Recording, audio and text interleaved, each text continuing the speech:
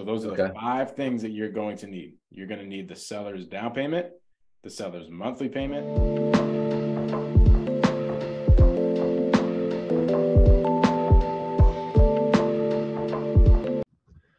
So the 3 things that you're going to want in order to figure out all the information you need on a seller finance opportunity is the down payment. You're going to need the monthly payment, and you're going to need how much time they're willing to give you. And then you take all that information and you go back and underwrite the deal. And when you underwrite the deal, you take their terms and you also take the money that you're going to have to put into the deal, right? How much cash is it going to take me to get this thing rent ready? Like how much cash is it going to take for me to close on it, for me to rehab it, for me to market it, all the things. And then how much money am I going to make every single month? So those are the 5 things that you're going to need. You're going to need the seller's down payment, the seller's monthly payment, the time frame of how long you have. Right. Yeah. Right. And then you're going to need to know how much cash is this going to take me to get the deal done and get the deal to start performing.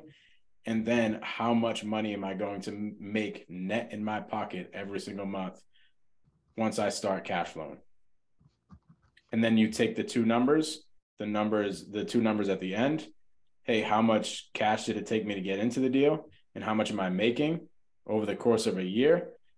And does that make sense as far as a cash on cash return? Does that make sense? The money I put in, does it make sense for the money that I'm getting back every single month? Does that return on investment make sense? And if it doesn't make sense, right, then you have to go back to the first 3 numbers and you have to try to negotiate these numbers, right, to make the last 2 numbers make sense. Oh, fuck. Yeah. Okay. Does that make sense? Yeah, 1,000%. So Yeah, that's why we got to go and figure out the whole entire situation of the seller, right? Yeah. So here's what happens, bro, right? You go and you figure out the whole entire situation from the seller, for one, and then you figure out all their numbers, okay? And then when you go back to underwrite, you now have in mind their situation, for one, okay? And you have in mind their numbers. So what you do is when the property does not underwrite well, right, like the numbers don't work for you for a cash on cash return, then you go back and you use their situation in order to negotiate the first 3 numbers, right? So if their situation says that, they could take a lesser down payment or they could take a lesser monthly payment or whatever, you just have to structure that conversation. And that's how you go back to the seller and tweak the numbers and pull the levers and negotiate. Yeah. Yeah. I think that's, damn, that's fucking great.